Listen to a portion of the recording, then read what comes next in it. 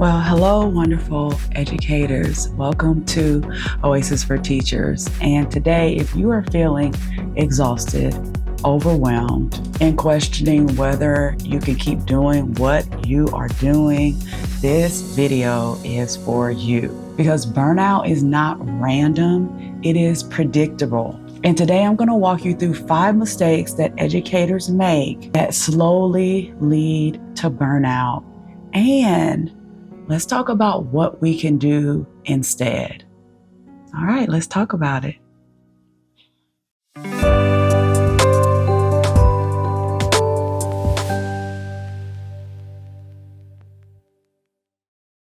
Hey, it's Jail Waters, your Oasis mentor here. Again, welcome to Oasis for Teachers. It is a place where we are helping teachers to become the whole educator. We are preventing and overcoming burnout through intentional self-care in our body, mind, spirit, finances, and relationships. For more resources, go to oasisedservices.com and don't forget to like and subscribe to this channel. So today I want to talk about a topic that, listen, this is what Oasis for Teachers is all about. We are all about preventing that teacher burnout. It is the place where you have drained yourself in multiple areas of your life. Now, there is no perfect balance in life, but in those 5 areas, in your body, your mind, your spirit, your finances, and your relationships, you have depleted at least one or more of those areas to the point where you are exhausted and you are wanting to quit education. And not because God has called you to something else or you feel led to something else. You want to quit because you are exhausted, not because you don't feel like it's what you're called to do. And I've been there, done that, at a place where I'm so exhausted in other areas of my life. It is affecting the classroom. I'm so exhausted, so depleted that I want to quit teaching, even though I know it is my calling. If you are at that place, let's talk about some mistakes that probably got you there, or let's talk about some mistakes that can happen, and let's talk about how to fix it before we get there. So here we go. Mistake number 1, you are tying your productivity to your worth. So I know many educators feel valuable because they are needed, and that is totally understandable. But when you are that one who stays at work late, fix everything, you support everyone, you never say no.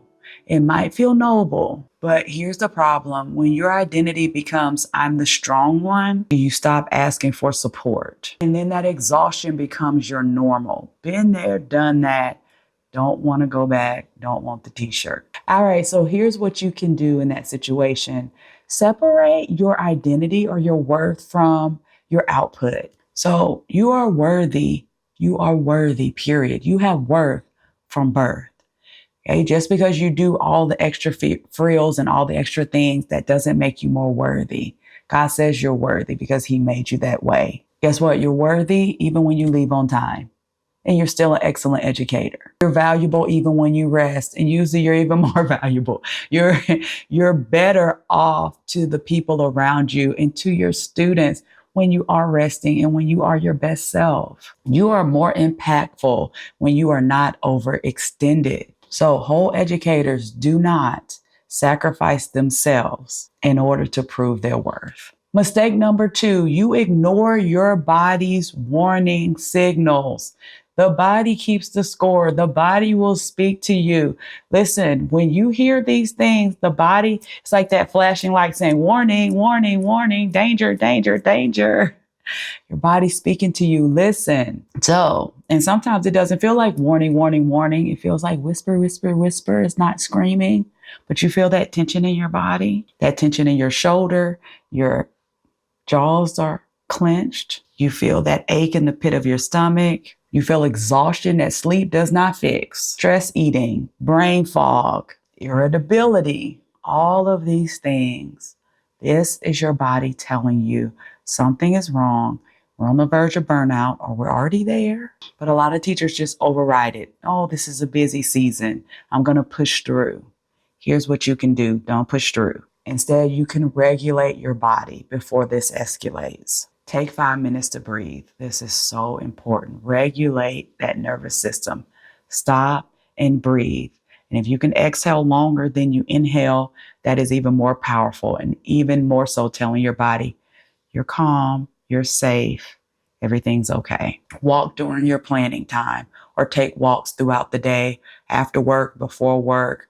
Walks are so incredible. Or just taking time to move your body. Eat real meals. And so that is the fuel for your body. Be mindful of the amounts and the type of foods that you are putting in your body. Make sure that you're staying hydrated. Drink plenty of water. Do these things for your physical body because you cannot outwork a dysregulated nervous system. All right, mistake number 3.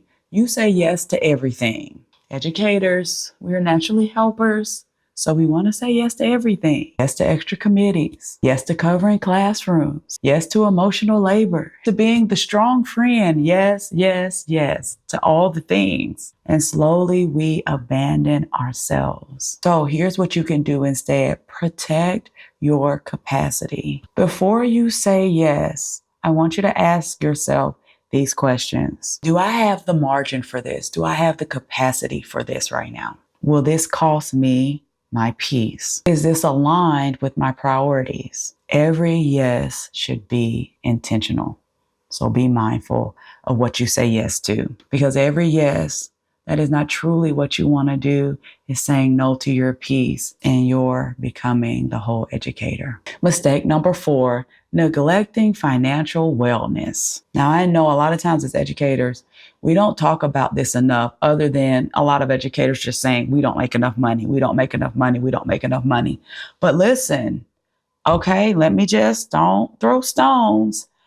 But number 1, depending on what county you live in and what state you live in, educators make a fairly decent amount of money. I'm just saying, like, super grateful that we have a career where we have benefits, we have steady income, and most teachers, yes, you think about it being on the lower end, or you think about doctors, lawyers, engineers.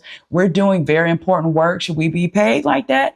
Absolutely. But there are several educators who are making 6 figures. I'm just saying it is a thing. It is a thing. And even 50 and 60,000, that's a lot to work with.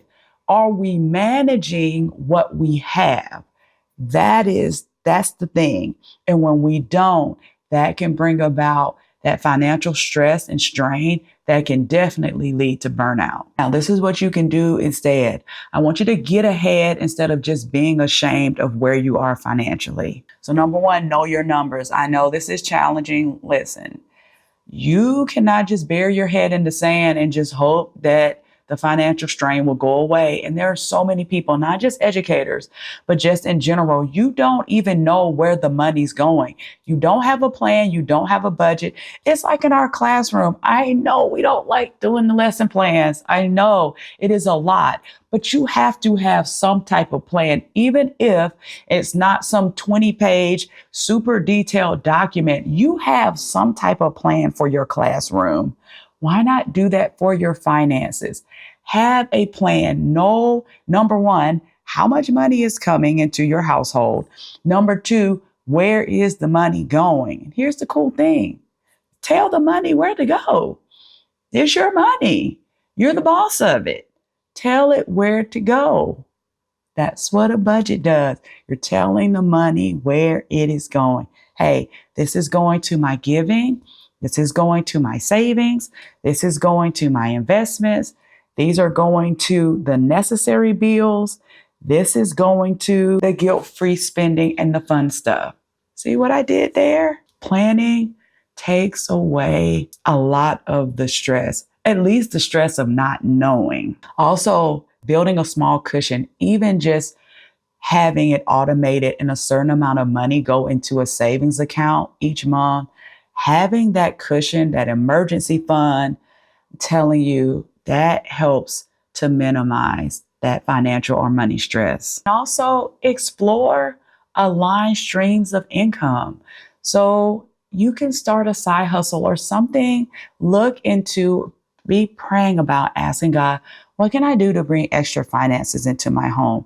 You know, as educators, we know that, you know, we get step increases, but that's like every few years or whatever. So what can you do to bring extra income in, something that is aligned to something that you love? Ask God for wisdom with that.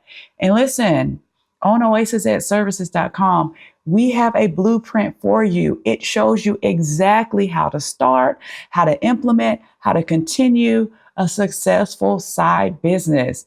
Listen, you already love to do so many things. Why not turn that into extra income? Because part of that peace and overcoming that burnout is going to include your financial clarity. All right, here we go. Mistake number 5, living fragmented in your relationships. All right, and let's talk about, when I say fragmented, you are pulled here and there and everywhere. You are all over the place, and you cannot build a peaceful classroom when there is chaos in your relationships. It is so challenging to do that. So if your relationships are draining, unresolved, filled with tension, and lacking boundaries, that stress comes to school with you. So here's what you can do instead.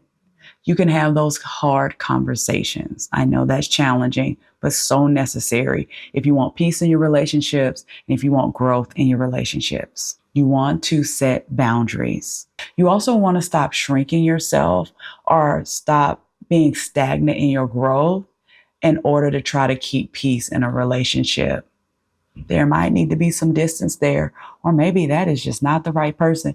You need to be with someone who is allowing you to shine, who is supporting you in your wonderful endeavors, and you are doing the same thing for them. That might be a tough conversation, but it's about protecting your peace and preventing and overcoming that burnout, because whole educators protect their relational health.